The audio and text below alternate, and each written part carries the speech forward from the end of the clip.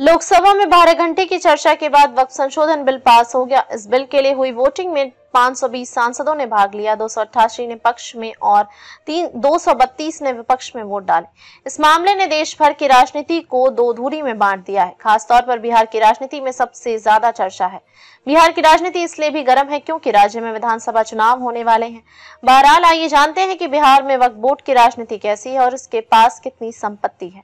पिछले दिनों वक्फ संशोधन को लेकर बनाई गई जेपीसी की टीम ने बिहार का दौरा किया था। इस दौरान उनके पास एक रिपोर्ट जमा की गई जिसमें बताया गया कि बिहार में इस समय 2 वक्फ बोर्ड संचालित हैं, बिहार राज्य शिक्षा शिया वक्फ बोर्ड एवं बिहार राज्य सुन्नी वक्फ बोर्ड। इन दोनों वक्फ बोर्ड के पास तकरीबन 29,000 बीघा जमीन है। इनमें शिया वक्फ बोर्ड के पास करीब 5,000 बीघा तो सुन्नी वक्फ बोर्ड के पास 24,000 बीघा जमीन है।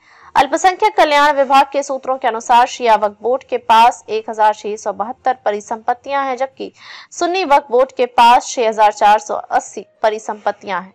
बिहार राज्य सुन्नी वक्फ बोर्ड की स्थापना 1948 में बिहार में वक्फ के भीतर बेहतर प्रशासन के लिए की गई थी। सुन्नी वक्फ बोर्ड के अध्यक्ष अभी इरशादुल्लाह ने हैं, जबकि बिहार राज्य शिया वक्फ बोर्ड की स्थापना बिहार वक्फ अधिनियम 1947 के तहत की गई थी। शिया वक्फ बोर्ड के अध्यक्ष सैयद अफजल अब्बास हैं।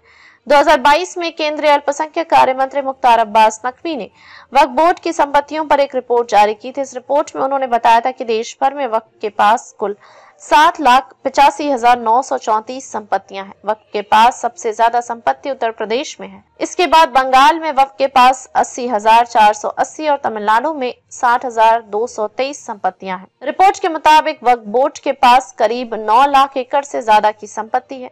जमीन के मामले में वक्फ बोर्ड तो देश का तीसरा सबसे बड़ा भूस्वामी है। वक्फ बोर्ड से ज्यादा जमीन सिर्फ रेलवे और सशस्त्र सुरक्षा बलों के पास है। देश में पहला वक्फ कानून 1954 में आया था।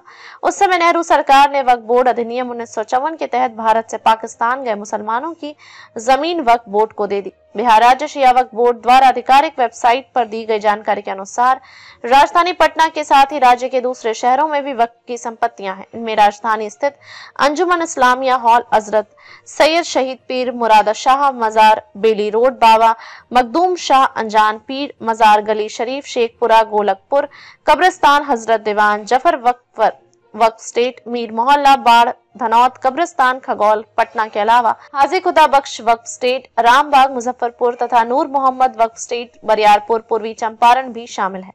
बहरहाल बिल को पास कराने के साथ ही बीजेपी ने एक कदम से 6 निशाने साध लिए हैं। दरअसल धर्मनिरपेक्षता का चश्मा लंबे वक्त से बीजेपी सरकार के फैसलों के खिलाफ पहनकर विपक्ष खुद को सेकुलरिज्म का सियासी चैंपियन दिखाता रहा। लेकिन लोकसभा में वक्फ बिल पर बीजेपी ने वो बैटिंग की है जिसमें राजनीति के मैदान में फिलहाल ये साफ हो गया है कि सेक्युलरिज्म की वो परिभाषा नहीं चलेगी जो विपक्ष चाहता आया है। वहीं मुस्लिमों से जुड़े हर फैसले को मुस्लिम विरोध के कटघरे में खड़ा करने की राजनीति अब नहीं चलती। इसके अलावा मुस्लिमों को खतरा बताकर वोट की सियासी हांडी हर बार नहीं चढ़ने वाली है। वहीं मुस्लिमों से जुड़े मुद्दे पर प्रदर्शन के बहाने फैसले बदलवाने की मंशा अब कामयाब नहीं होती। वहीं नीतीश और नायडू के समर्थन के दम पर चलती सरकार को कमजोर समझाना विपक्ष को भूलना होगा। इसी तरह विपक्ष को ये बात भी समझनी होगी कि भले इस बार सीट उनकी बढ़ी है, लेकिन पीएम मोदी के हाथ से फैसलों की ताकत ढीली नहीं पड़ी है। वक्फ बिल का असर क्या आगे चुनावी राजनीति में दिखेगा? ये सवाल इसलिए क्योंकि बिहार का चुनाव है, फिर पश्चिमी बंगाल का चुनाव 1 साल से कम वक्त में है।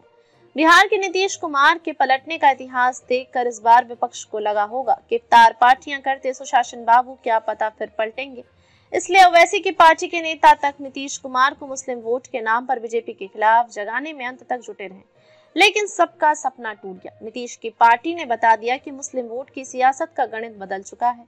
दिल्ली, बिहार की राजनीति, पटना और आंध्र प्रदेश की विजयवाड़ा, इसी से आप समझ लीजिए कि नीतीश कुमार और चंद्रबाबू नायडू के बिल के विरोध में लाने के लिए विपक्षी दलों से लेकर मुस्लिम पर्सनल लॉ बोर्ड तक ने कितने डोरे डाले, कितना दबाव बनाया। यहाँ तक कि मुस्लिम पर्सनल लॉ बोर्ड के प्रदर्शन तक में नीतीश नायडू का नाम लिखकर ही पोस्टर तक लगाए गए ताकि ये बिल का विरोध कर दें।